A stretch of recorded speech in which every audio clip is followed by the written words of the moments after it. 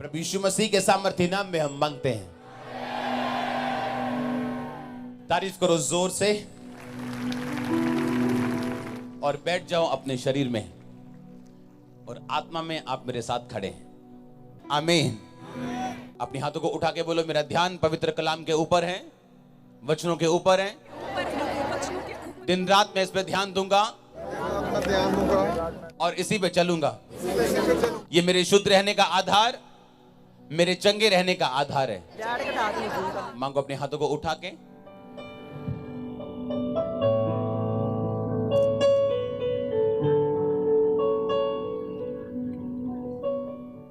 Hallelujah, आमीन। अपने पड़ोसी को बोलो, ध्यान से सुनना, क्योंकि सुनना जो तुम सुनते हो आज उसके वचन से वो विश्वास पैदा करता है, और विश्वास के बिना तुम परमेश्वर को खुश नहीं कर सकते। आमीन। संडे मैंने आपको बताया था कि अगर आप सक्सेसफुल क्रिश्चियन बनना चाहते हो और वो मसीह बनना चाहते हो जो परमेश्वर के नजदीक रहे, तो आपकी लाइफ में ये 5 चीजें होनी चाहिए थी। वो कौन कौन सी थी 5 चीजें? पहला क्या था? आपकी प्रेयर सेल्फ सेंटर्ड नहीं होनी चाहिए। आमीन।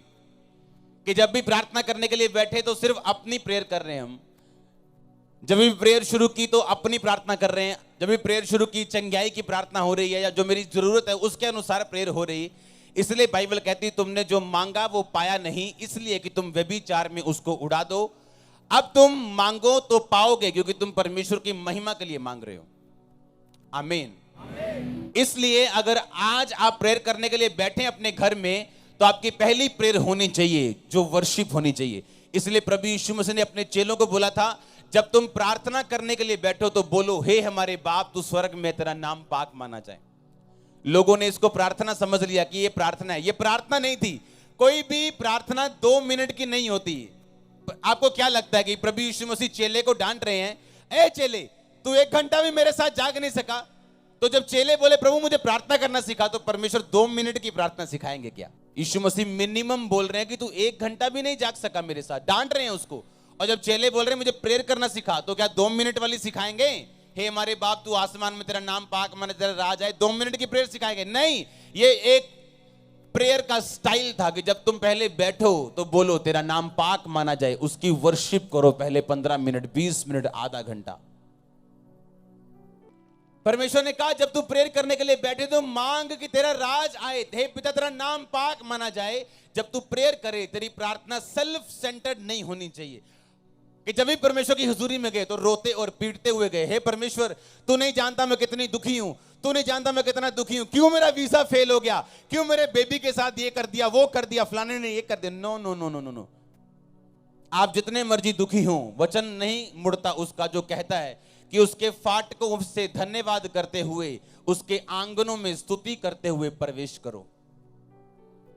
पुराने टाइम में जब औरतें या बंदे राजा की हुजूरी में जाते थे तो इस तरह से जाते थे। राजा के सामने जाने से पहले बोलते थे, हे राजा तू चिरंजीवी रहे, तेरा नाम ऊंचा हो, तू लंबी उम्र पाए। वो ऐसे राजा को बोलते थे।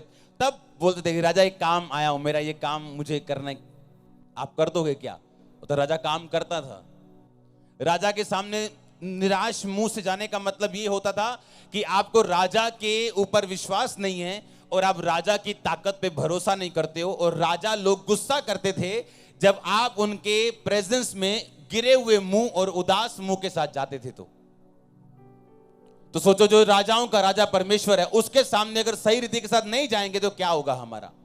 कितनों को समझ आ रही है? अब आपको यह पता है कि मेरी प्रार्थना सेल्फ सेंटर्ड नहीं होनी चाहिए। जब मैं प्रभु की हुजूरी में बैठूं, वर्शिप करूं, प्रभु को यह बताऊं, परमेश्वर मैं तुझे पसंद करता हूं, मैं तुझ में बढ़ना चाहता हूं, मेरी आत्मा को बचा, मैं प्रार्थना में बढ़ना चाहता हूं, मेरी कमियों को दूर कर, मुझे वचन समझने में सहायता कर, अपनी आत्मा से मुझे भर, अपने वरदानों से मुझे भर। और फिर आप अपनी प्रेयर बीच में डालोगे तो परमेश्वर मना नहीं करेगा आपको। दूसरा पॉइंट था सिर पे तेल की कमी ना होना। अगर तेल है तो शैतान निशाना चूकता है। आमीन। तीसरा क्या था? अपने बीज का ध्यान रखना। परमेश्वर ने कहा परमेश्वर का राज्य ऐसे बीज के समान है, ऐसे राई के बीज के समान, जब वो बोया जाता है तो छोटा होता है, लेकिन जब बड़ा उसमें बोया जाता है तो बड़ा होता है।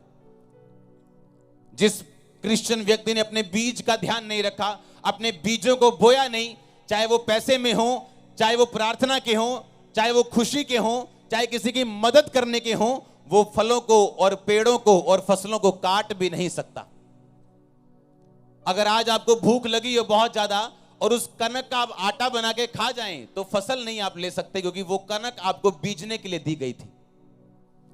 कई बार आप परमेश्वर से ब्लेसिंग मांगते हो कि परमेश्वर मुझे 5 लाख चाहिए ये घर में एंटर करने के लिए, थोड़े से पैसे रहते हैं, और परमेश्वर आपको 50,000 देता है बोने के लिए, एंटर करने के लिए नहीं। मेरी लाइफ की टेस्टिमनी है ये। वो बीज बोने के लिए होता है, जब हम बोते हैं तो फलवंत होता है। अपना बीज कभी मत खाओ। आमीन। चौथा पॉइंट क्या था? नम्र रहना। आमीन। और सेल्फ इन्फ्लिक्टेड डिजीज, यानी अपने आप को खुद दुखी करना। कैसे? जिस तरह बाइबल कहती है वो दुष्ट आत्मा वाला व्यक्ति अपने आप को पत्थरों से घायल करता था। अपनी बीमारी का कारण खुद होना, गलत खाना, अपना वेट बढ़ा लेना, बाद में प्रेयर लाइन में खड़े हो जाना, मेरे गोड्डे पे दर्द, प्रेयर कर दो जी। हाँ, चाहे डॉक्टर लाख बार बोली जाए कि आपके घर का पानी खराब है, आरओ लगवा लो, फिल्टर लगवा लो, नहीं जी पैसे नहीं है, लेकिन 20,000 का पित्ता निकलवा लेंगे, फिल्टर नहीं लगाएंगे। सस्ती चीज खा लेंगे गंदी वाली, वो कोई प्रॉब्लम नहीं है, पर डॉक्टर को जब पैसे देने पड़ेंगे वो ठीक है। ये सेल्फ इन्फ्लिक्टेड प्रॉब्लम्स होती हैं जो परमेश्वर नहीं देता, इंसान की अपनी मुश्किल, उसकी अपनी ना समझने की ताकत, क्या बोलूं मैं इसको, उसकी अपनी इग्नोरेंस, इंग्लिश में बोलते हैं इसे, अज्ञानता की वजह से। पांचवा क्या? नम्र रहना। आमीन। किस घर में गए थे प्रभु यीशु मसीह लास्ट भोज खाने के लिए? जिस व्यक्ति ने घड़ा उठाया हुआ था पानी का, हाँ या ना? पानी के घड़े व्यक्ति नहीं उठाते थे। अगर आज आपके घरों में मैं चला जाऊं पंजाबी लोगों के, तो अगर एक बंदा पोचा मारता हुआ मिलेगा तो आपको कुछ अलग महसूस होगा, हाँ या ना? वो नम्र व्यक्ति था, परमेश्वर ने उसके घर में लास्ट खाना खाया, क्योंकि ये आम बात नहीं थी एक व्यक्ति का घड़ा उठाना। हालेलुया। बाइबल कहती है जब तुम्हें ठोकर खानी हो तो घमंड आएगा आपकी लाइफ में। जब आपका ठोकर खाने का टाइम नजदीक आ गया हो आप घमंडी हो जाओगे, और जब ऊंचे होने का टाइम नजदीक आ गया हो आप नम्र हो जाओगे। लेकिन नम्रता और यहोवा के भय मानने का फल धन, महिमा और जीवन होते हैं। और नाश होने से पहले, ठोकर खाने से पहले मनुष्य के मन में घमंड आता है। आमीन। पैसे का घमंड, हाँ, रिश्तेदारी में सबसे अमीर है इसका घमंड, जीविका का घमंड लिखा, अपनी पोजीशन का घमंड, अपने गिफ्टों का घमंड लिखा। ये सब घमंड आपको ठोकर खाने पे मजबूर करते हैं। हालेलुया। तो आपका पांचवा पॉइंट क्या था? आपने घमंड नहीं करना।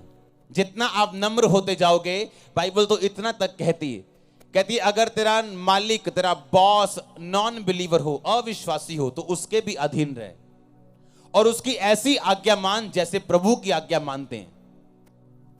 आज तो लोग जो क्रिश्चियन बॉस हैं उनकी आज्ञा नहीं मानते। आजकल तो लोग पास्टर्स की आज्ञा नहीं मानते हैं,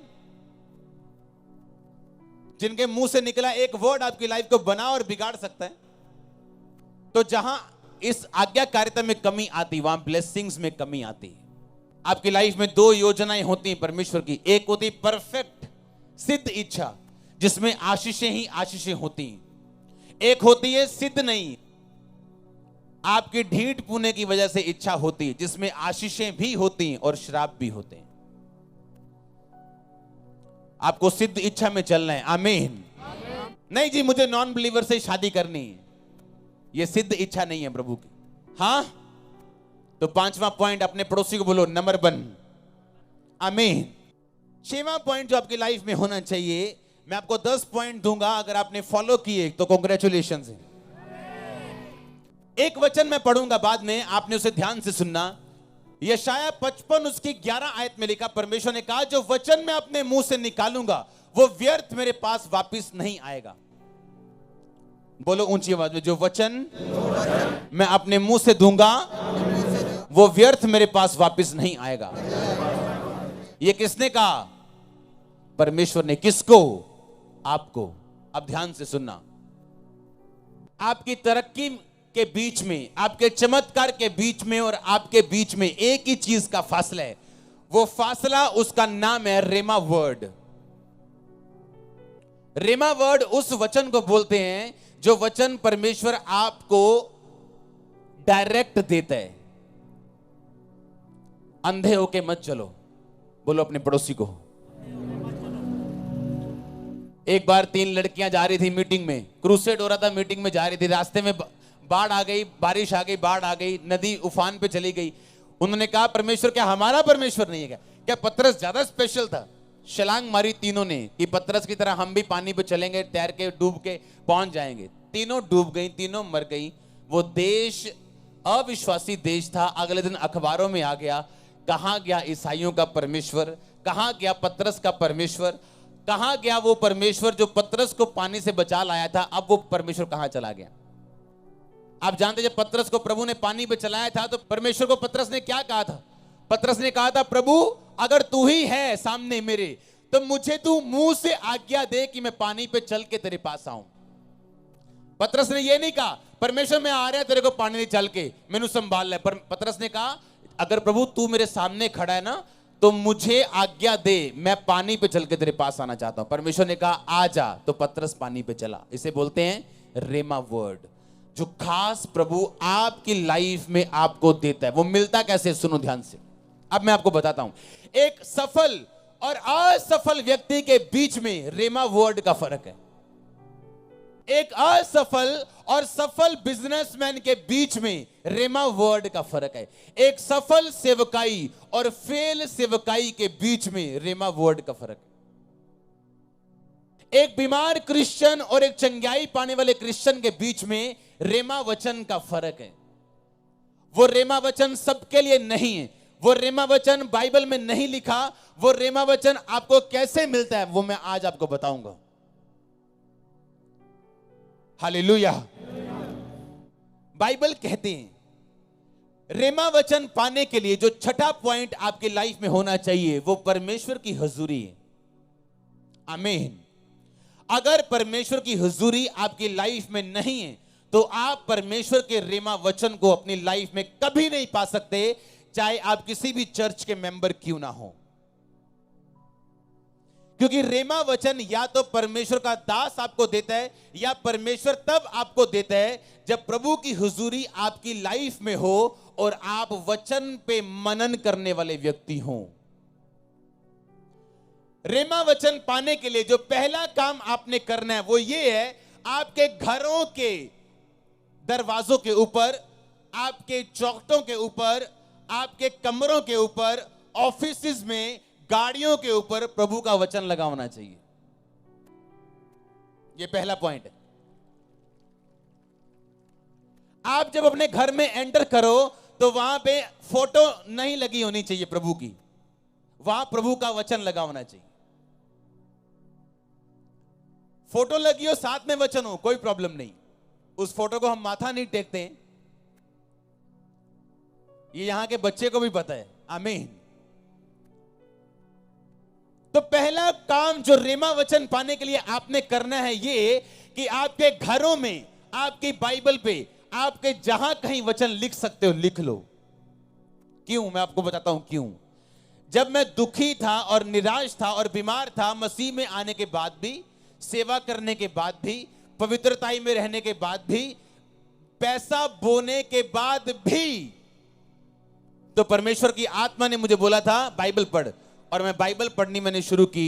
मुझे मेंटली अपसेट के दौरे पड़ते थे तो मैं क्या करता, पास्टर से एक तेल की बोतल पे प्रार्थना करवा के मैं अपने टेरिस पे चला जाता। मॉडल टाउन जलंधर में हमारी कोठी थी और टेरिस पे चला जाता था और अपने सिर को पूरी तरह से तेल से भर के और मैं बाइबल पढ़नी शुरू करता, आज भी मेरी जो बाइबल्स पुरानी हैं उन पे तेल के निशान हैं, आज भी उन पेपर्स पे, आज तक 14 साल बाद भी।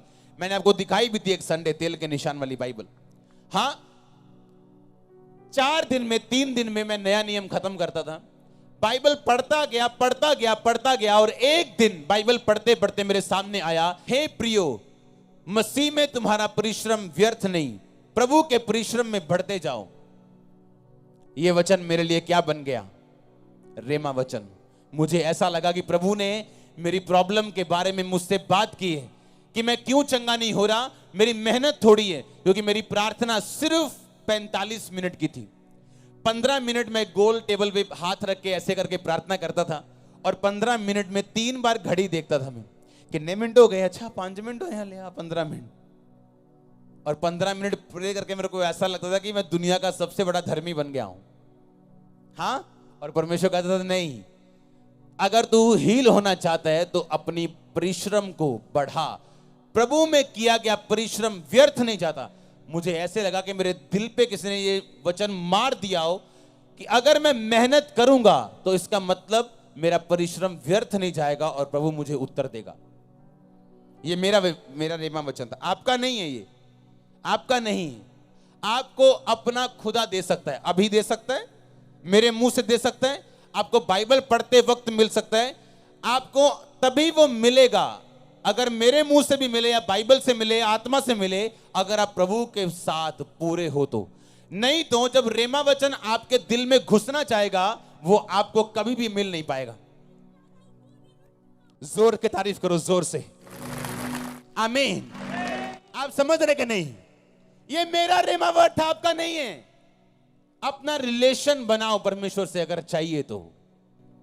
अगर आपकी लाइफ में खुदावंद की हुजूरी नहीं है, मैं लिख के देता हूं, आपको कभी रेमा वचन नहीं मिल सकता।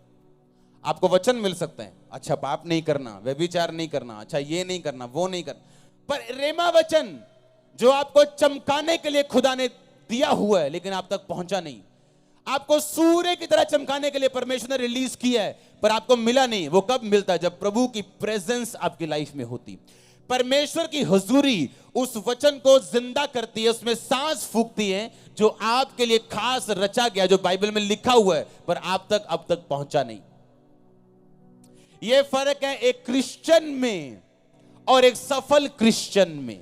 आप 20 साल चर्च जा सकते हो और बिना रेमा वर्ड के क्रिश्चियन हो सकते हो। It is possible.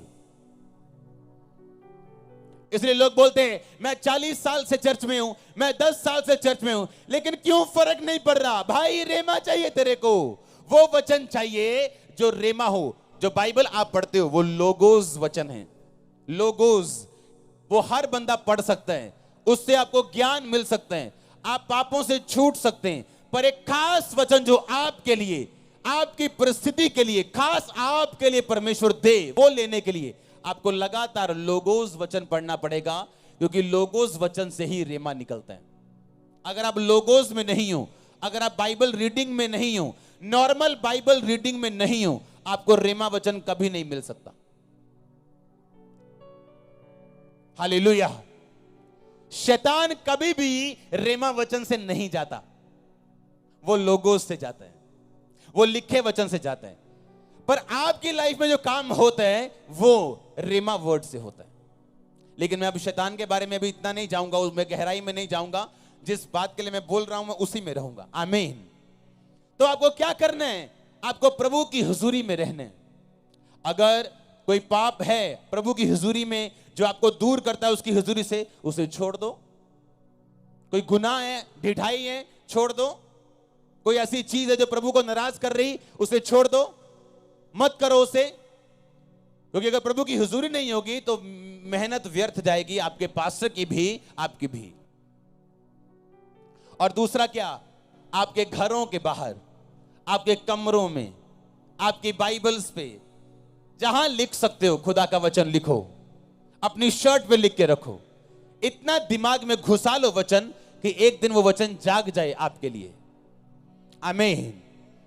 तो रेमा वचन पाने के लिए आपको क्या चाहिए? परमेश्वर की हुजूरी और वचन के ऊपर ध्यान। अपनी दीवारों के ऊपर, एंट्री में, डोर्स पे आपने क्या लगा के रखना है? हाँ, क्या लगा के रखना है? अपने वचन को लगा के रखना है। आमीन। क्योंकि अगर प्रभु की हुजूरी आपकी लाइफ में नहीं है, आप ओपन हो अटैक के लिए, शर्मिंदगी के लिए, गिरने के लिए, किसी भी चीज के लिए शैतान आपके रास्ते ओपन है अगर प्रभु की हुजूरी आपकी लाइफ में नहीं है तो। वही बाप सुरक्षा कर पाता है जो बच्चा उसके कहने पे हो। जो बच्चे कहने से बाहर होते हैं, बाप निकलवा देता अखबार में, मेरा फलाने फलाने के साथ कोई लेना देना नहीं। हाँ, कोई लेन देन करे तो खुद जिम्मेवार है, क्योंकि ये मेरे कहने से बाहर है। आमीन। आप अपने बाप के कहने के अंदर हो के बाहर, ये आपका दिल जानते हैं, मुझे बताने की जरूरत नहीं। आप जानते हो कि आप अपने स्वर्गीय बाप के, प्रभु यीशु मसीह के कहने के अंदर हो या नहीं। हालेलुया। जोर से बोलो हालेलुया। आमीन। छठा, प्रभु की हुजूरी आपकी लाइफ में होनी चाहिए। सातवां, ताकि वचन रेमा आपको मिल सके, जो कि वचन पे ध्यान करने से ही आपको मिलता है। आमीन। अब आपने ये देखना है कि कैसे आप अपने दिल और दिमाग को वचन से भर सकते हो, ताकि वो रेमा वचन आपके अंदर एक दिन जाग जाए। वो कभी भी जाग सकता है। मुझे बाइबल पढ़ते महीनों हो गए थे जब वो जागा था। आप ऐसे नहीं कर सकते कि आज मैं 2 घंटे बाइबल पढ़ूंगा, मुझे रेमा वचन चाहिए। हो सकता है आपको 6 महीने ना मिले, पर बहुत सी बातें आप सीख जाएंगे बाइबल से। वैसे प्रभु आपसे बात करेगा, जिंदगी सुधर जाएगी, और एक दिन वो वचन भी आपको मिलेगा जो आपके लिए बना हुआ। आमीन। तो बाइबल को आपने किसी लालच के तहत नहीं पढ़ना कि आज मुझे प्रभु का वचन मिल जाए जो मेरे लिए बना हुआ। आपने इसको पढ़ना है बस परमेश्वर की इच्छा को पूरा करने के लिए, उसकी सिद्ध इच्छा को जानने के लिए। आमीन। और अगर छठा प्रभु की हुजूरी है, सातवां आपको रेमा वचन अगर मिला, तो आप सफल में होंगे, आप चंगों में होंगे, आप सफलता, ब्लेसिंग्स और आशीष वाले क्रिश्चियन लोगों में होंगे। और आमीन ऊंचा चाहिए मेरे को। बाइबल कहती, परमेश्वर ने कहा, जब तू उपवास करे, अपने पड़ोसी को बोलो जब। अगर नहीं, बोलो तेरा वाला अगर है। आमीन। आप समझ रहे कि नहीं? क्या लिखा बाइबल में? जब तू कि अगर तू। इसका मतलब अगर मैं उपवास वाला क्रिश्चियन नहीं हूं तो मैं रियल क्रिश्चियन नहीं हूं। शैतान को शुगर देनी पड़े, किडनी रोग देना पड़े, वो देगा, कहीं आप उपवास ना रख लो। कुछ भी करेगा वो। कमजोरी देनी पड़े, कुछ देना पड़े, वो आपको देगा ताकि आप रोजा ना रखो।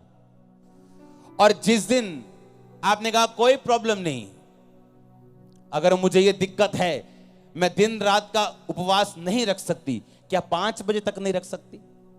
क्या 2 बजे तक नहीं रख सकती? क्या 12 बजे तक नहीं रख सकती? शुरू तो करो, बंधन टूट जाएंगे। शुरू करो। उसने ये नहीं कहा इफ यू फास्ट, उसने कहा जब तू। ये नहीं कहा अगर तू, उसने कहा जब तू। तो जब तू मतलब ये कमांड है क्रिश्चियन बंदे के लिए, उसके लिए रोजे जरूरी हैं। मैं जी काम करदा बहुत ते मैं रोजा नहीं रख सकता। ताई काका जो तू काम करन जाना ते गवाचियां गावां वांगू वजदा फिरदा इधर उधर, तेनू पता नहीं लगता करना की है। क्यों नहीं पता लगता? क्यों? जिस तरह खा खा के शरीर मोटा हो जाता ना, चमड़ी ते टीका नहीं डॉक्टर ला पाते, आत्मावां मोटियां हो गई हैं, टीका नहीं ला पाते दूत। वो चंगाई का टीका लैके आते, पर चमड़ी इन्नी मोटी है आत्मिक, ਉਹਦੇ ਵਿਚਾਰੇ ਟੀਕੇ ਵਿੰਗੇ ਹੋ ਜਾਂਦੇ ਉਹਨਾਂ ਦੇ। ਕੀ ਕਰਨ ਦੂਤ ਵੀ। हाँ, जब तू, अगर तू नहीं, जब तू। इसका मतलब फास्ट रखना हर बंदे के लिए जरूरी है और कमांड है ये स्वर्गीय। जब तू प्रार्थना करे तो अपनी कोठड़ी में जाओ और अपने पिता से गुप्त में प्रार्थना कर। जब तू उपवास करे, जब तू दान दे, उसने ये नहीं कहा अगर तू दान करे, कब मूड कर जाए तेरा, जब पैसे आ जाए।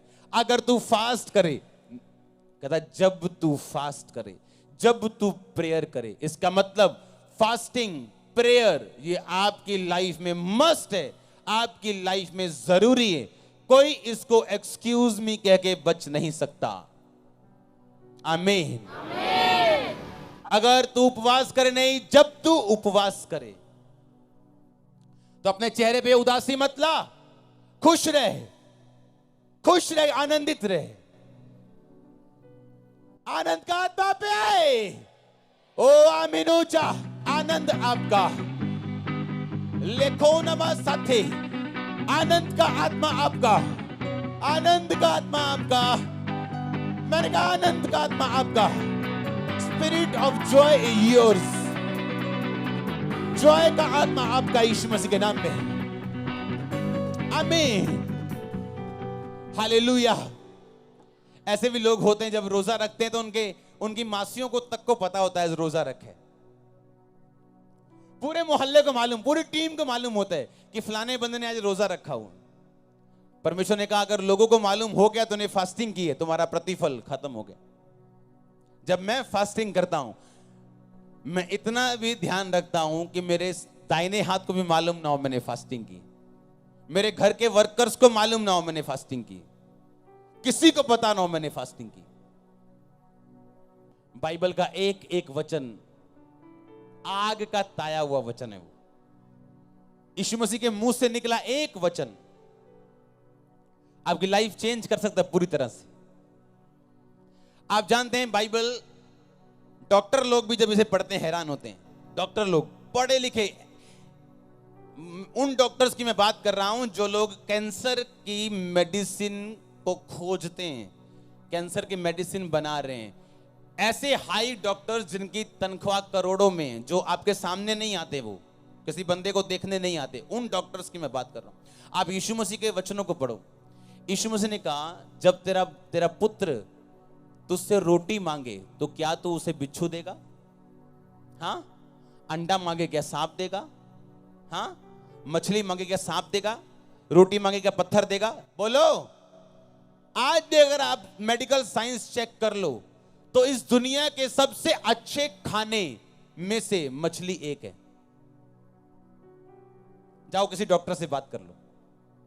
आज भी नॉन वेज लोग ना खाएं कोई प्रॉब्लम नहीं, बाइबल खाने के लिए नहीं, ना खाने के लिए नहीं बोलती। आज भी अगर आप चेक करो तो विटामिन डी आपको सिर्फ धूप से मिलता है, हाँ, और किसी सब्जी से नहीं मिलता, वो आपको मछली से मिलता है और अंडे से मिलता है। अंडा, मछली और रोटी दुनिया का सबसे हेल्थी फूड है। जाओ चेक कर लो मेडिकल साइंस, जो यीशु मसीह के मुंह से निकला वो बेस्ट है भाई, वो बेस्ट है, बेस्ट है वो। मैंने कहा उसे साइंस तोड़ नहीं सकती। यीशु मसीह ने चिकन नहीं कहा, डक नहीं कहा, पालक नहीं कहा, हाँ, कहा रोटी। अगर तेरा बेटा रोटी मांगे तो क्या तू उससे पत्थर देगा? तेरा बच्चा अगर अंडा मांगे क्या बिच्छू देगा? क्या वो मछली मांगे तो क्या सांप देगा? ये तीन चीजें देख लो अपनी लाइफ में। डॉक्टर से पूछ लो, मेडिकल साइंस से पूछ लो, गूगल बाबा से पूछ लो, हाँ, वो भी आपको बताएगा द बेस्ट फूड। वो आपको तीन का नाम लेगा। आमीन। यीशु मसीह के मुंह से निकला एक वचन आपके लिए, आपकी बेहतरी के लिए, सांस फूका हुआ, जीवन पाया हुआ वचन अगर अंदर गया तो कुछ होने वाला है। आप डेड फील नहीं करोगे अपने बिजनेस में, अपनी जॉब में, अपने कैरियर में, अपनी स्पिरिचुअल लाइफ में, अपने घर में, अपनी मैरिड। आप डेड फील नहीं करोगे अगर वर्ड ऑफ गॉड, ये सांस पाया हुआ, अगर पवित्र आत्मा का फूका हुआ वचन आपके अंदर है तो। आमीन, हालेलुया। परमेश्वर ने कहा था तुम मन्ना खाओगे। आसमान से ना मन्ना गिरता था। आप ध्यान से सुनना, वो लिखा वो तेल के बने पुए के समान, मशरूम तो है नहीं था वो, आप ऐसा बोल सकते हो। आप एक बात जानते हो, वो नॉनवेज फूड नहीं था। कौन सा था? वेजिटेरियन। हाँ के ना? 40 साल इजरायलियों ने वो मन्ना खाया और आप बिलीव करो वो कभी बीमार नहीं हुए, कभी भी उनके पैर नहीं फूले। बाइबल कहती मन्ना खा के। मेडिकल साइंस के मुताबिक अगर आप सिर्फ मशरूम खाओ तो आप में और चीजों की कमी हो जाएगी, फाइबर की कमी हो जाएगी, चीजों की कमी हो जाएगी। लेकिन वो मन्ना खा के 40 साल कोई बीमार नहीं था, निर्बल नहीं था, सब मजबूत थे, एक भी निर्बल नहीं था। 20 लाख लोगों में एक भी बुजुर्ग ऐसा नहीं था जिसे उठा के लेके जाना पड़े। ये उसके वर्ड की ताकत है। आमीन। और आज भी अगर आपने परमेश्वर की बात को सुना तो उसमें ताकत है आपको उठाने की। आमीन। आप समझ रहे कि नहीं? उसकी हुजूरी में रहना, डिवाइन वर्ड, रेमा वर्ड परमेश्वर से लेना, उसको लिख के रखना सब तरफ, हाँ या ना? प्रेयर और फास्टिंग वाली जिंदगी जीना, हाँ या ना? और गैर भाषा में बातें करना। 9वां पॉइंट, किसमें बातें करना? अगर नहीं है प्रभु आपको देगा। बाइबल कहती है जब तू गैर भाषा में बातें करता है तो अपनी ही उन्नति करता है। जो गैर भाषा में बातें करते हैं वो अपनी उन्नति करते हैं। जो भविष्यवाणी करते हैं वो कलीसिया की उन्नति करते हैं। इसलिए अगर तुम अपने शरीर, प्राण, आत्मा की उन्नति चाहते हो तो तुम गैर भाषा में बातें करोगे। अगर गैर भाषा तुम्हारे पास नहीं है तो परमेश्वर के दास पौलुस ने कहा तुम परमेश्वर से मांग सकते हो, वो गैर भाषा तुम्हें दे सकता है। आमीन। मुझे गैर भाषा जब मिली थी तो 3 वर्ड मिले थे और वो प्रेयर करते हुए मुझे मिले थे। अगर आप गैर भाषाओं में बातें करें तो आप स्वर्ग दूतों की बोलियां बोलेंगे और बाइबल कहती है कि आपकी प्रार्थना शैतान समझ नहीं पाता और आप भेद की बातें आत्मा में होकर परमेश्वर से बोलते हैं। एक बंदा उठा रात को, बिल्कुल आधी रात को, बेचैन हो गया, एकदम बेचैनी उसे हुई, उठ गया एकदम। उसे मालूम नहीं था क्यों उठा, बेचैन क्यों है। पवित्र आत्मा ने कहा गैर भाषा में प्रार्थना कर। गैर भाषा में प्रार्थना करता करता करता करता 1 घंटा बीत गया, बेचैनी खत्म हो गई। उसे मालूम था कुछ हो गया ऐसा, मेरा काम खत्म हो गया, होली स्पिरिट ने मुझसे प्रार्थना करवा ली, सो गया। थोड़े दिन के बाद अपने सगे भाई से मिला। उसके सगे भाई ने कहा फलानी फलानी डेट को मुझे हार्ट अटैक हो गया था और जब मुझे डॉक्टर के पास लेके जा रहे थे तो वो मेजर हार्ट अटैक था और मेरी डेथ हो गई थी। और मुझे मालूम नहीं क्या हुआ उस टाइम कि एकदम से मुझे झटका सा लगा और मैं उठ गया और मेरा हार्ट ठीक है अब तक। और उसने कहा कि उसी दिन को होली स्पिरिट ने मुझे बेचैन कर दिया और मुझे मालूम नहीं था कि बेचैनी क्यों है और मैंने गैर भाषा में प्रार्थना करनी शुरू कर दी। अगर उसके पास गैर भाषा ना होती तो आप ये सोचो अगर वो अपनी भाषा में प्रार्थना करता तो कितनी कर लेता। मैं एक बुक लिख रहा हूं आपके लिए, जल्दी आपको दूंगा। उसमें मेरा 40वां प्रेयर पॉइंट है कि परमेश्वर जो मैं नहीं मांग सका अपनी जुबान से वो भी मुझे देना जो मेरे लिए जरूरी है। मैं आपको सिखाऊंगा बहुत सी चीजें। आमीन। तो उसमें उसको मालूम हुआ कि उस दिन होली स्पिरिट ने उसे उठाया और उसके भाई को बचाया। तारीफ करो होली स्पिरिट के लिए जोर से। आमीन। एक दिन एक लड़की को किडनैप करके ले गए, किडनैप कर लिया, गाड़ी में बिठा लिया, उसका रेप करने वाले थे। वो लड़की आत्मा में भरी हुई थी, उसने गैर भाषा बोलनी शुरू कर दी। जैसे ही उसने गैर भाषा बोली वो लड़के आपस में किसी एक बात से लड़ने लगे। इतना लड़े वो, उन्होंने गाड़ी रोकी, लड़की को धक्का देके बाहर निकाला और चले गए। और ये रियल स्टोरी है, आपको मिल जाएगी इंटरनेट। गैर भाषा कंफ्यूज करती है एनिमीज को, दुश्मनों को। गैर भाषा प्रभु की भाषा है, गैर भाषा आपकी उन्नति के लिए। इसलिए पौलुस ने कहा मैं सबसे ज्यादा कलीसियाओं को बनाने वाला प्रेरित हूं, सबसे ज्यादा पत्रियां लिखने वाला प्रेरित हूं, और उसने कहा सबसे ज्यादा गैर भाषा बोलने वाला भी मैं हूं। आमीन। इस मीटिंग में आने से पहले मैं सिर्फ गैर भाषा में प्रार्थना करके आया हूं। गैर भाषा आपको स्वर्गीय जो भाषा है परमेश्वर की, जो ना हिंदी है ना पंजाबी है ना इब्रानी है, वो आपको ट्रांसलेट करती आपकी आत्मा के अंदर। आमीन। फिर आपको मालूम होता है पुलपिट पे किसी की रसौली निकली है और आपको लगता है कि शायद मैं विश्वास से बोल रहा हूं, किसी की रसौली निकली। कुछ चीजें विश्वास से नहीं बोली जाती, देखकर बोली जाती हैं होली स्पिरिट से। आमीन। और डाउनलोड तब होता है जब इंटरनेट कनेक्शन पूरा हो। हाँ, और ये डाउनलोडिंग तब अच्छी होती है जब कनेक्शन पूरा हो। और गैर भाषा की प्रार्थना हाई स्पीड इंटरनेट है। आमीन। ये ब्रॉडबैंड है।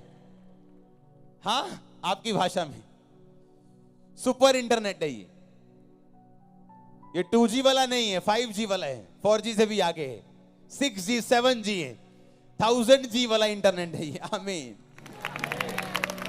और आपके ऊपर डाउनलोड होती हैं चीजें, आपको मालूम होता है आपका सगा भाई कोई गलती में है, आपके सगे भाई का दोस्त गलत है, आपको मालूम होता है चीजों को, फिर आप ध्यान से उन चीजों को कवर करते हो। अपनी लाइफ का मेजर डिसीजन लेने से पहले अगर आपकी लाइफ में प्रेयर नहीं है तो वो डिसीजन शैतानी है। शैतान आपको गाइड कर रहा है, शैतान आपको लेके जाएगा। अगर आपकी लाइफ का मेजर डिसीजन लेने से पहले अगर आपकी लाइफ में प्रेयर नहीं और गैर भाषा नहीं है तो हालेलुया। तो गैर भाषा में बातें करना ये विश्वासी की निशानी है। बाइबल कहती है, मरकुस उसका लास्ट बाप कहते हैं, जो मेरे विश्वासी होंगे वो अन्य अन्य भाषाएं बोलेंगे। हालेलुया। तो आपने क्या करना है? गैर भाषाओं में बातें करनी है। अगर नहीं है तो जब वर्शिप होती है चर्च में, जब आप 1 घंटा आके वर्शिप करते हो, उस वर्शिप में मांगो प्रभु से, वो आपको देगा और आपको मिलेगी। इस चर्च में आपको मिलेगी, जहां जहां भी जीवित चर्च है आपको मिलेगी। आमीन। कितनों को समझ आ रही है?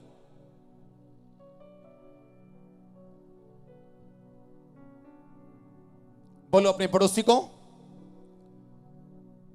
बोलो हुजूरी में रहना, डिवाइन रेमा वर्ड लेना, प्रार्थना उपवास में रहना, ये तेरे लिए जरूरी है। ऊंची आवाज बोलो आमीन, आमीन। ये आपके लिए क्या है? जरूरी है। लास्ट पॉइंट जो आपकी लाइफ में है वो ये, कभी भी अगर चाहते हो कि होली स्पिरिट से आप भरे रहो और आपकी लाइफ में रुकावटें ना हो, तो सब नॉन बिब्लिकल डिस्कशन से बच के रहना। आमीन। जितनी बातें, जितनी डिस्कशन, जितनी कथा कहानियां जो लोगों के पास आप बैठते हो, जो चुगलियां, जो बातें जितनी नॉन बिब्लिकल हो, उनसे बच के रहना हमेशा। क्योंकि मैंने बहुत बार देखा है डिस्कशंस करने के दौरान परमेश्वर का आत्मा लोगों को छोड़ के चला जाता है।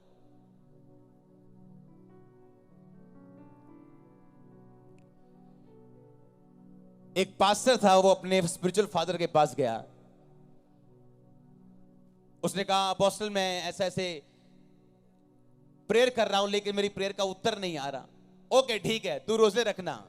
कितने? 7 रोजे रखना। ओके, 7 रोजे रख के प्रेयर की, वापस आया, कुछ नहीं हुआ।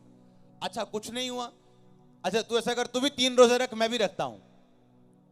3 उसके फादर ने रोजे रखे। अच्छा क्या हुआ? कुछ नहीं हुआ। प्रॉब्लम और बढ़ गई। क्या हो गया? ये बुलाया, बिठाया और होली स्पिरिट ने कहा, क्योंकि जब आप अपना काम कर लेते हो और फिर आपकी बस हो जाती है, होली स्पिरिट आपको बताता है। और होली स्पिरिट ने बोला, इससे पूछ कि एक जगह तेरी बुराई हो रही थी और ये उस जगह इन्वॉल्व था तेरी बुराई में। और उसने कहा, तू एक जगह पे था जहां लोग मेरी बुराई कर रहे थे। उसने कहा, हां जी मैं था, लेकिन मैंने अपना मुंह नहीं खोला। उन्होंने कहा, अगर तेरा मुंह नहीं खुला पर तू उस डिस्कशन में शामिल था कि नहीं? कहता था। कहता ये कारण है तेरी प्रार्थना का उत्तर ना आने का। नॉन बिब्लिकल अनहोली डिस्कशन से हमेशा बच के रहना। घटिया लोग लोगों के बारे में बातें करते हैं, ये घटिया लोगों की निशानी होती है। घटिया लोग जब भी बैठेंगे सिर्फ लोगों की बातें करेंगे। एवरेज लोग जब भी बैठेंगे इवेंट्स की बातें करेंगे, घटनाएं जो उनकी लाइफ में हुई। टॉप लोग जब बैठेंगे विजन के बारे में बातें करेंगे, क्या करना है, कैसे करना है, कैसे बढ़ना है, क्या करना है, क्या करें और कौन सा स्टेप लेना है, क्या करना है, जो भी करना है करो। और घटिया लोग जब बैठेंगे लोगों के बारे में बातें करेंगे, वो ऐसा है, वो ऐसा है। ये घटिया लोगों की निशानी है। ऐसे घटिया लोग ना तो कहीं खुद पहुंचते हैं और ना अपने चेले बालकों को कहीं पहुंचने देते हैं।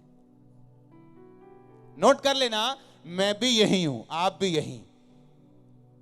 ये मशरूम चर्च तो नहीं है जो उठा और खत्म। अभी 14 साल हुए, अभी हजारों साल जब तक यीशु मसीह ना आए यही है। तो ये आप भी इसके गवाह होंगे और मैं भी आपका गवाह हूंगा। घटिया लोग और उनके चेले बाल के ना खुद कहीं पहुंचेंगे ना उनको पहुंचने देंगे। एवरेज लोग जो ठीक ठीक लोग होते हैं वो इवेंट्स के बारे में बातें करते हैं, घटनाएं क्या हुई। और जो टॉप लोग हैं वो सिर्फ विजन के बारे में बातें करते हैं, हमें क्या करना है। आमीन। मुझे किसी के फेल या किसी के पास होने का कोई मतलब नहीं, मुझे अपने आप से है कि क्यों प्रभु ने मुझे दिया, क्या मैं कर पा रहा हूं कि नहीं। आमीन। अच्छे लोग, बेस्ट लोग अपनी डिस्कशंस विजन के बारे में करते हैं, अपने दर्शन के बारे में। तो अगर आपने 10 पॉइंट पूरे किए तो कांग्रेचुलेशन होने वाला है चर्च। हालेलुया। आप देखेंगे किस तरह आप आगे बढ़ते जा रहे हैं और किस तरह रास्ते खुलते जा रहे हैं, वेज ओपन होते जा रहे हैं, किस तरह से होली स्पिरिट आपके रास्ते ओपन कर रहे हैं, किस तरह से डिवाइन हेल्पर्स वो आपकी लाइफ में भेज रहे हैं। आपको मालूम होगा किस तरह से वो आपको ऐसे लोगों से मिला रहे हैं, किस तरह से वो आपके रास्ते खोल रहे हैं। आमीन।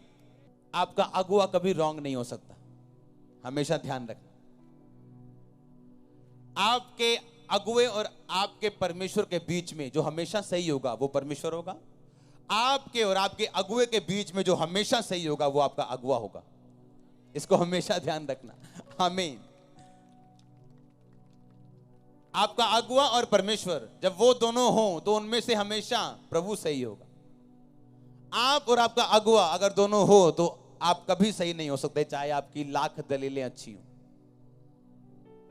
क्योंकि ये मैनेजमेंट के खिलाफ है, ये प्रभु की मैनेजमेंट के खिलाफ है। वो कभी दो लोगों से बात नहीं करता, एक कलीसिया में दो कभी लीडर नहीं उठाता, लीडर एक होते हैं। आपने देखा होगा, मैं अभी बैप्टिज्म दे रहा था संडे और आज भी दूंगा मीटिंग के बाद। आप इमेजिन करो जब 400 बैप्टिज्म हो एक हफ्ते में, कितने, मतलब 300 तो 250-300 तो दे चुका हूं मैं, अभी आज पूरे कर लूंगा जितने बोले। सुनो ध्यान से। पुराने टाइम में जब 10 साल पहले बैप्टिज्म होते थे, 30 बैप्टिज्म करा वो 30 लोग प्रभु नु ग्रहण कर गए भी, बल्ले बल्ले बल्ले बल्ले। और जब हर संडे 400 लोग बैप्टिज्म लें, कैसा लग रहा है आपको? सुनो एक और बात, कल कहा प्रभु ने मुझसे कि जिस तरह तो बपतिस्मे दे रहे हैं, टाइम आ रहा है चर्च में सैकड़ों के हिसाब, जब आज बपतिस्मे होते हैं सैकड़ों के हिसाब से लोग मसा किए जाएंगे, याद रखना। मैंने अब तक एक भी बंदे को मसा नहीं किया है।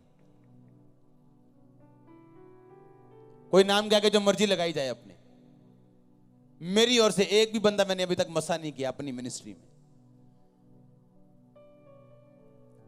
और मैं इतनी जल्दी वाला इंसान हूं, आज से 5 साल पहले मैं प्रेयर कर रहा हूं अपने प्रेयर रूम में, और मेरे मन में आया कि जो वरदान मेरे पास है मैं ये चाहता हूं कि ये मेरे स्पिरिचुअल सन्स के पास भी जाएं। तो मैंने सोच लिया कि मैं अपने एक सन को हीलिंग का वरदान जो है वो ट्रांसफर करूंगा और इंपार्टेशन करूंगा। मैंने सोच के बैठ गया। मैंने अपने मोबाइल पे नोट कर लिया। प्रभु जब भी मुझसे बात करता है मैं नोट कर लेता हूं, मैं भूल ना जाऊं। प्रेयर कर रहा हूं, आधे घंटे बाद प्रभु ने कहा जिसके ऊपर तू ये वरदान देना चाहता है उसको फोन कर। मैंने कहा क्यों? प्रभु ने कहा फोन कर। मैंने फोन किया, मैंने कहा हाँ हेलो। प्रभु ने कहा इससे पूछ क्या तेरी गर्लफ्रेंड है? मैंने कहा ओए तेरी गर्लफ्रेंड है? पापा जी। मैं कहा मेरी गल का जवाब देना हाँ कि ना, जे तू झूठ बोलिया तू फायर है अज। कहता है जी। मैं कहा धन्यवाद प्रभु। हाँ मैं इतनी जल्दी में रहा हूं कि इसको भी दे दो, इसको भी दे दो, उसको खड़ा कर दो। प्रभु ने कहा नहीं, जो लोग मैंने तुझे देने हैं वो अभी आ रहे हैं, आए नहीं, अभी कुछ आए। जो रियल लोग होंगे अभी कुछ आए, कुछ हैं वो, और जो आने वाले आप भी यही, ये कैमरा भी यही, ये फेसबुक भी है, ये यूट्यूब भी है। सुनो टाइम आने वाला है जिस तरह आज बपतिस्मा लाइन लग के होता है। प्रभु ने मुझे बताया था तेरी चर्च में बैप्टिज्म डिपार्टमेंट होगा, सुबह 9 से शाम 5-6 बजे तक बैप्टिज्म रोज होंगे लाइन में। सुनो, और ये बात मैं ऑन रिकॉर्ड बोल रहा हूं, इतने लोग यहां प्रभु ने कहा मसा होंगे और तेरे वरदानों से जो मैंने तुझे दी इतने लोग भरेंगे, आप देखोगे सैकड़े लोग एक एक दिन में मसा होंगे इस चर्च में। आप देखना,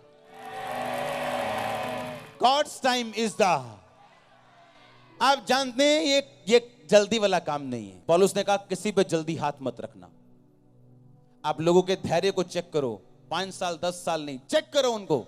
जिसने भागना है उसने भाग जाना है, और जो बिना लालच का खड़ा रहेगा उसी को देना। प्रभु कहता कभी ऐसे लोगों को मत देना जिनको अपने फ्यूचर की चिंता ज्यादा और तेरी और मिनिस्ट्री की चिंता कम है।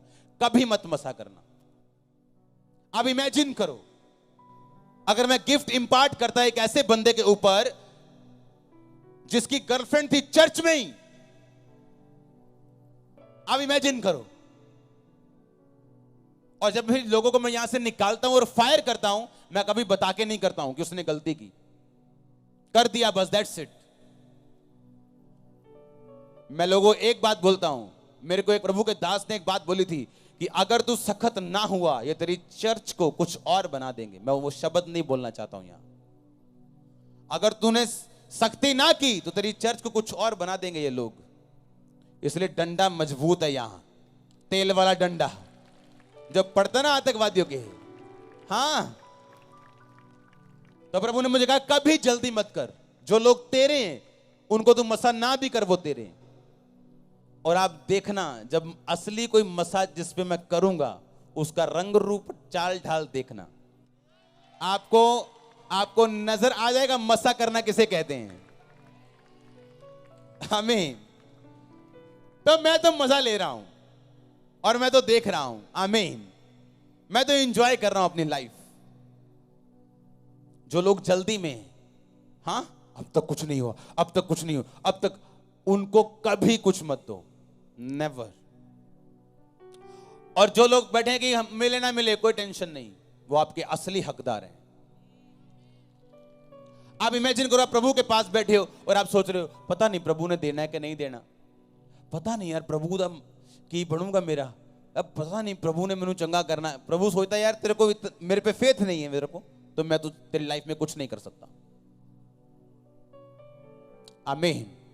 आप देखना अपनी आंखों से ऐसे लाइन में मसा होगा। ये तो अभी ट्रेलर चल रहे हैं, रिहर्सल चल रही, अभी रियल सीन तो आने बाकी। अभी तो हम कमरे में बैठे हैं, अभी हॉल बनाना बाकी। अब सोच लो अगर कमरा ऐसा है तो हॉल कैसा होगा। आमीन। और ऐसे होली स्पिरिट आपको आगे लेके जाता है। आज मैं वचन पढ़ रहा था एक अपने लिए, तो मेरे सामने पौलुस का एक खत आया और उसमें लिखा था कि तुम में दलबंदी भी अवश्य होती होगी, तुम में फूट भी अवश्य होती होगी, ताकि जो लोग खरे हैं वो प्रकट हो जाएं। जब कोई पास्टर आपकी चर्च से या आपके लोगों से कोई लोगों को लेके जाना चाहे, कभी उसे मना मत करना। क्यों?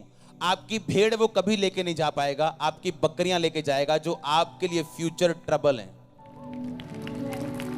नेवर, कभी मत टेंशन लेना। अगर कोई बंदा जाए कभी चिंता मत करना। ये प्रभु ने मुझे सालों पहले सिखाया था कि तू वो सफाई नहीं कर सकता जो मैं कर सकता हूं। और आप ध्यान रखना, जो पास्टर बकरियां लेके जाते हैं वही बकरियां उनको तंग करती हैं बाद में, क्योंकि भेड़ें कभी तंग नहीं करती और भेड़ें कुछ भी हो छोड़ के नहीं जाती। आमीन।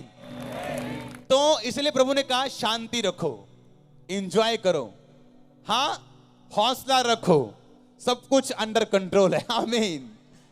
Everything, hallelujah.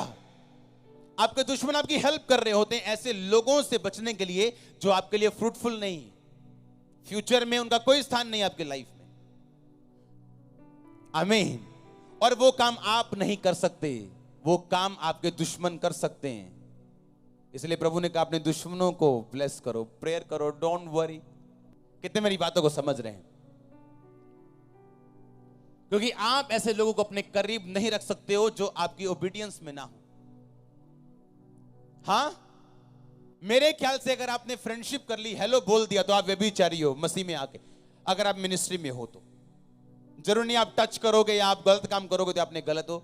आप अगर ऐसे हो तो आप गलत हो मेरी निगाह में, क्योंकि सेवकाई डिमांड करती है high holiness, high obedience, high discipline, क्योंकि ये दुनिया का सबसे बड़ा काम है जो आप कर रहे हो, सबसे बड़ा। अमेरिका के राष्ट्रपति के पास एक बंदा नौकरी लेने गया। अमेरिका के राष्ट्रपति बोला पहले क्या करते थे? कहला पहले पास्टर था। कहता भाई साहब इससे ऊपर मेरे पास नौकरी नहीं, जाओ वही करो, कोई जॉब नहीं इसके ऊपर। पास्टर हो ना, इससे ऊपर कोई जॉब नहीं, जाओ वही करो। हालेलुया। तो प्रभु आपको बचाते हैं अगर होली स्पिरिट आपके पास है तो। आमीन। मूसा चाहता था अभी लोग छूट जाएं। जब वो 40 साल का था, लोग मैच्योर नहीं थे। सिर्फ मूसा की बात नहीं, लोग भी मैच्योर नहीं थे कि वो छूट जाएं। परमेश्वर ने 40 साल निकाले और लोगों को मैच्योर करने के लिए। आप चाहते हो कि पर लोग खड़े हो जाएं, मसा हो जाएं, ये हो जाएं, पर वो मैच्योर नहीं। उनके काम बताते हैं, कर्म बताते हैं, बातें बताती हैं, वो मैच्योर नहीं। हालेलुया। लेकिन जो काम आज नहीं हुआ वो कल होगा, प्रभु करेगा और बेटर नहीं बेस्ट करेगा। और ये वचन होली स्पिरिट की ताकत से सील हो चुका है। परमेश्वर का आत्मा मुझसे करे आमीन। ऊंचा शिशु जी चर्च। हालेलुया। आप संडे का वचन दोबारा सुनेंगे इंटरनेट से, आज का वचन दोबारा सुनेंगे, लिखेंगे, नोट्स बनाएंगे तो नोट किए जाएंगे। बोलो अपने पड़ोसी को नोट्स बना, ताकि तू नोट किया जाए। जिसने नोट्स नहीं बनाए वो नोट नहीं किया गया। God bless you all. आमीन। ऊंचा शिशुंची। आमीन। ऊंचा शिशुंची। मैंने कहा गॉड ब्लेस यू ऑल। आमीन।